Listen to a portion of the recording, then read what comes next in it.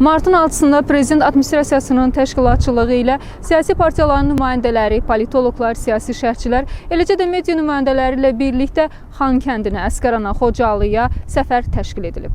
Biz hazırda Əsgərandayıq. İlk olaraq buradan başlayıb və səfər iştirakçıları Əsgəran qalasını ziyarət ediblər. Xatırladaq ki, sağlam və işgüzar münasibətlərin bərqərar olunmasına xidmət edən siyasi dialoq ilə bağlı toplanmış təcrübənin zənginləşdirilməsi üçün ölkə siyasilərinin birgə səfərləri daha öncə Ağdama, 2 dəfə Şuşaya və Zəngilana təşkil olunub. Səfərin iştirakçıları əvvəlcə Əsgəran qala kompleksi ilə tanış olublar və kompleks haqqında geniş məlumat əldə ediblər. İndi burada rəmzi olaraq bir qalanın yanında dayanmışıq. Biz uzun illər qala yanında dayanmağa bəlkə də ürəyimiz gəlmədir ki, biz qala yanında qala kimi dayanmaq, millətə, dövlətə qala olmaq. Artıq dövlətimiz vardır, qalalarımız var. Dövlətimiz elə qaladır, onu qoruyanlar var, qoruyan kişilər var. Allah şəhidlərimizə rəhmət eləsin, xalqımıza, Ali Baş Komandana, bütün qazilərimizə can sağlığı versin. Əlbəttə, bu həm də siyasi mənada çox bir əhəmiyyət kəsb edir. Biz onu göstərir ki, bu yenə də rəmzi olaraq da iqtidar və müxalifət münasibəti olmaqda, milli məsələlərdə, dövlət məsələlərində bir yerdə olmağı bacarırıq. Bundan sonra da bütün düşmənlərin hansı həmlələrinə, hilələrinə baxmayaraq bir yerdə olacaq. Biz hazırda Xocalı şəhərindəyik. İllərdən sonra Xocalı şəhəri artıq yavaş-yavaş özünə gəlməyə başlayıb. Burada görülən bütün işlər göz qabağındadır. Hazırda şəhərdə 52 ailə yaşayır və yaxın aylarda da 50 ailənin köçüləcəyi nəzərdə tutulur. Ümumilikdə isə Xocalı şəhərində 20 min əhalinin yaşayacağı proqnozlaşdırılır. İştirakçılar səfər çərçivəsində Xocalı şəhərində aparılan bərqərar işləri, həmçinin inşa edilən Xocalı soyqırımı memorialında davam edən işlərlə yaxından tanış olublar. Xankəndi şəhərində, Ağdərə və Xocalı rayonlarında Azərbaycan Respublikası Prezidentinin xüsusi nümayəndəsi olan Elçin Yusufov qonaqlara görülən işlər barədə ətraflı məlumat verib. Evlər gördüyünüz kimi gələndə sağdakı evlər hazırlanıb, artıq istifadəyə yararlı vəziyyətdədir. Park, dediyim kimi, sonra biraz o üzə gedəndə iş yerləri var, kiçik ticarət obyektləri zadı. Bir də bunlar üçün biz Xankəndi bura 10 kilometr, 16 kilometr təqribən lap ortasına desək məsafədir. Orada iş yerləri çoxu, bura Xocalıların çoxu orada iş yerləri tapıblar, orada işləyirlər.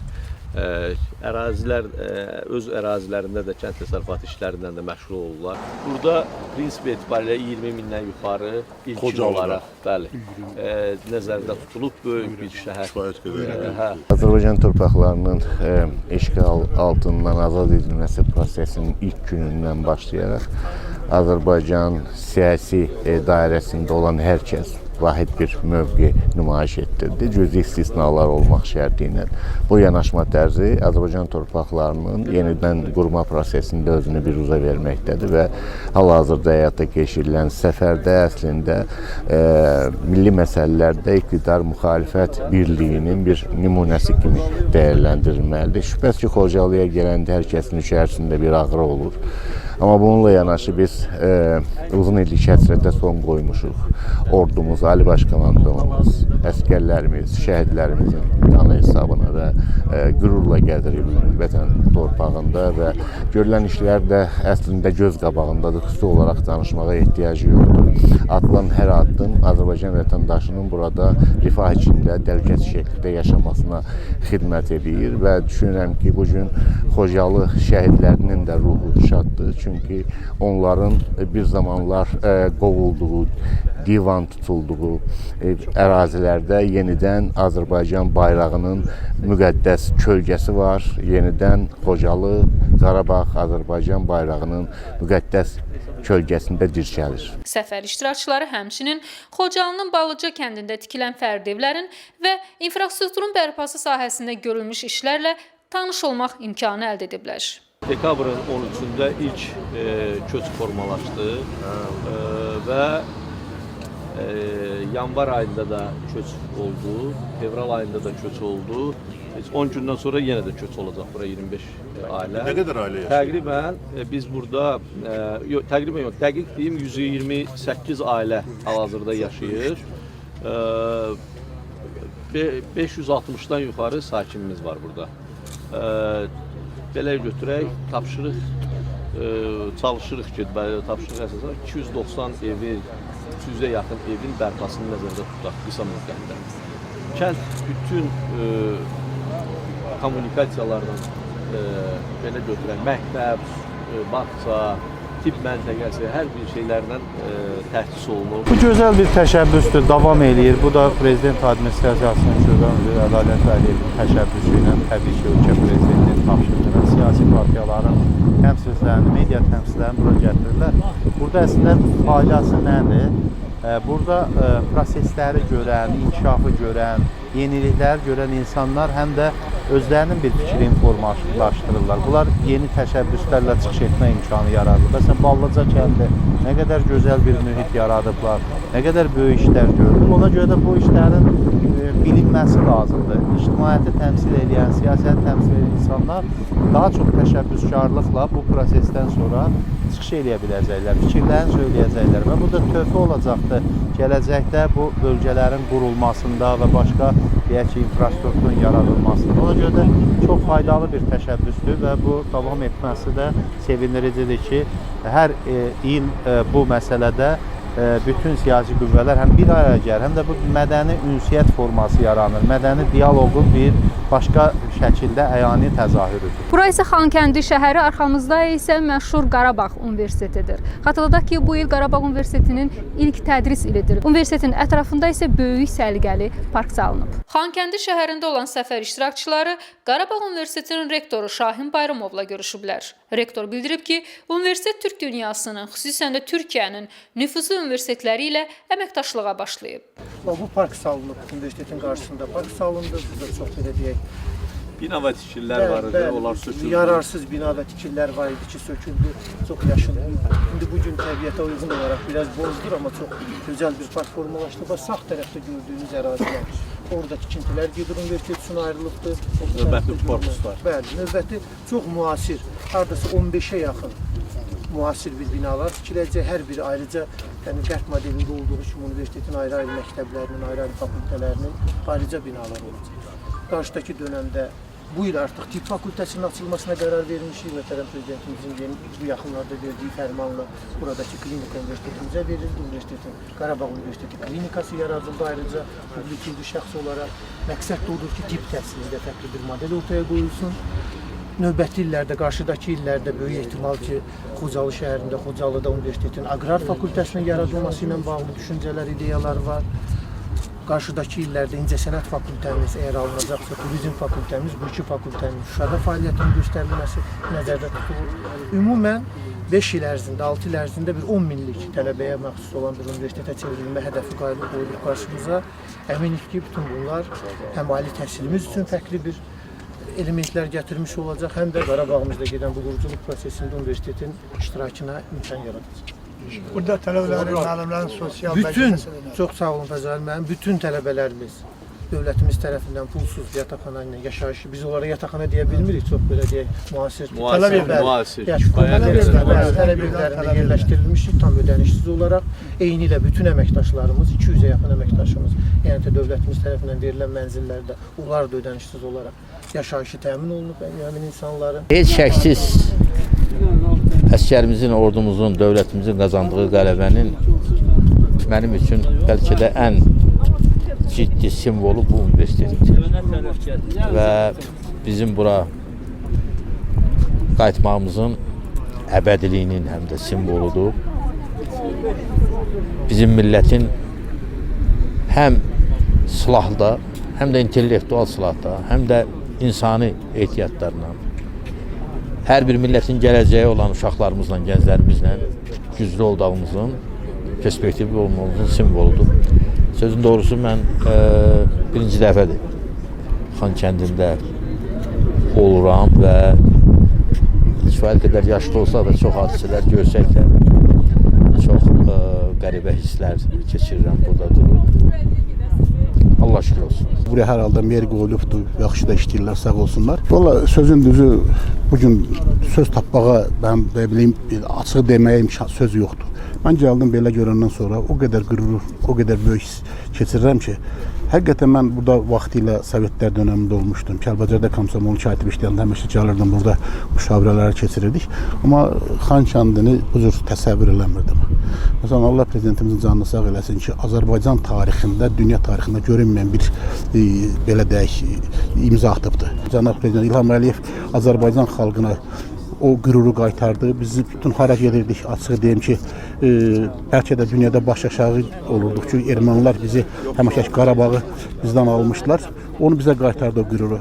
Bu böyük qürur verici bir andır və bütün xalqıma mən bu münasibətlə təbrik edirəm. Hamımızın gözü aydın olsun ki, biz bu gün Qarabağımızda qarış-qarışlı addım hər bir cüşəsini gəzirik və orada öz sözümüzü deyirik. Xankəndi şəhərində 2023-cü ilin noyabrın 8-də Vətən müharibəsində əldə edilən zəfərin 3-cü il dönümünə həsr olunan hərbi parad keçirildiyi Zəfər meydanında Prezident Administrasiyasının siyasi partiyalar və qanunvericilik hakimiyyəti ilə əlaqələr şöbəsinin müdiri Ədalət Vəliyev çıxış edib.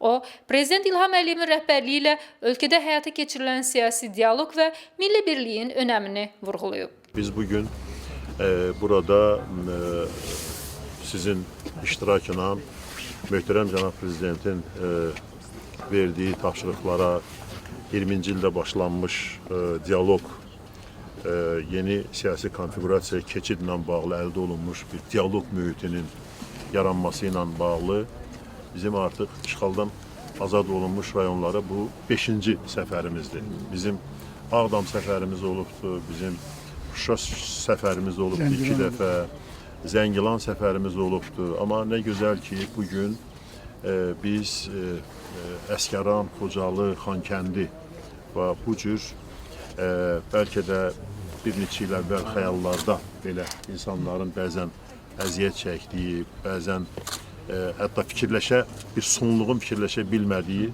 məkanlardayıq, birlikdəyik.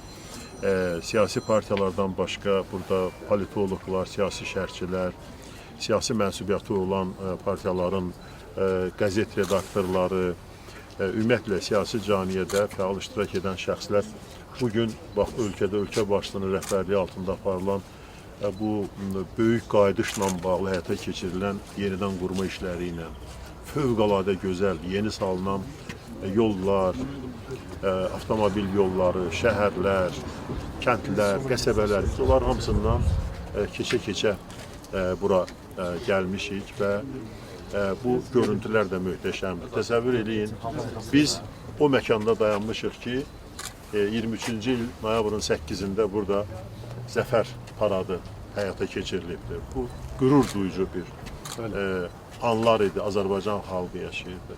Biz o məkanda dayanmışıq ki, 24-cü ildə həmən bu binada ilk dəfə olaraq işğaldan azad olunmuş, bütövləşmiş, müstəqilliyi, suverenliyin əldə etmiş Azərbaycan torpağında prezident seçkiləri deməli seçki keçirilən məntəqələrdən biri də həmən bu bina idi. Biz burada ermənilərin yuva saldığı, Azərbaycana barmaq silkələdiyi həmən Miyatsum qışqırırlar 88-ci ilin Sabir müəllim tamamilə düz deyir. O Miyatsum qışqırıqları altında indi hər şey yenilənir.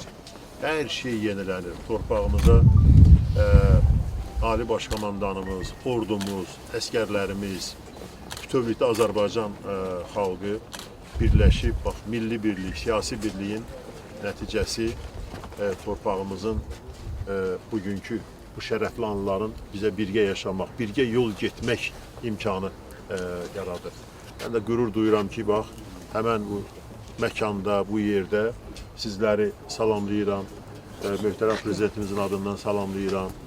Bu torpağa xoş gəlmişik, xoş gəlmisiniz deyirəm.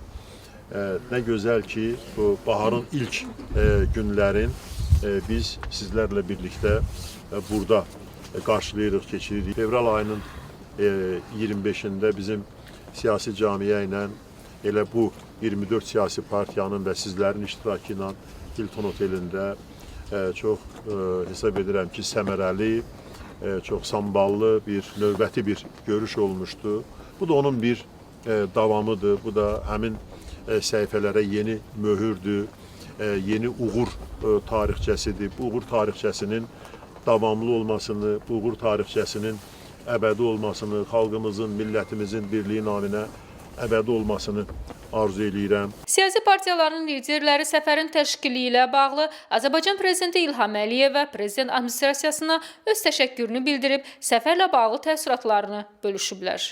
Bizə olduqca gözəl, xoş anları yaşatdığına görə, belə bir sevinçli duyğuları bizim üçün yarattığına görə Cənab Prezidentimizə təşəkkürümüzü çatdırın. Minnətdarlığımızı çatdırın. Doğrudan da təsəvvür olunmaz, möhtəşəm bir anlar yaşayırıq. Biz uzun illər boyu bu şeytan yuvasının Azərbaycana qarşı törətdiyi faciələrin içərisində yer almışıq. Nə qədər böyük çətinlərdən keçmişik. Hamımız adından bir daha Ədalət müəllimə təşəkkürümüzü bildirək. Bu gözəl tədbiri təşkil etdiyinə görə, bizi bir yerə yığdığına görə, bu siyasi sabitliyə, siyasi birliyə xidmət edən bir işdir. Çox önəmli bir məsələdir. Biz bugün birlikdə Qarabağdayıq, azad olunmuş Qarabağ torpaqlarımızda. 100 illiklərə söykənən bu böyük problemin iki cəhətini qeyd etmək istəyirəm. Bir, möhtərəm Prezidentimiz Ali Baş Komandan sərkərdəlik məharəti ilə Qarabağı qısa bir zamanda azad etdi. 30 il bundan öncə Heydər Əliyev başladığı yol xəritəsini başa çatdırdı. Mən indi xırdalamaq istəmirəm. Nəhayət böyük qələbəyə nail olduq. Bunu biz hamımız yaşadıq, sevindik. Prezidentimizə də hər zaman təşəkkür, minnətdarlığımızı bildiririk. Bu tarixi məsələdir. İlham Əliyev bugün Azərbaycanın ən yeni tarixinin şanlı səhifələrini yazmaqdadır. Qarabağ probleminin ikinci məsələsi isə biz müharibənin qalib olduğumuzu gördük. Filmlərdə, çəkilişlərdə, bəziləri cəbhə bölgəsində. Ancaq ikinci məsələ böyük qayıdış proqramı, Prezidentimizin hazırladığı, həyata keçirdiyi böyük qayıdış proqramının çox cüzi bir hissəsini bugün gözlərimizlə gördük. 5-ci dəfədir Azərbaycan siyasi partiyaları, mətbuat nümayəndələri bir yerdə işğaldan azad olunmuş torpaqlarımıza səfər eləyirlər.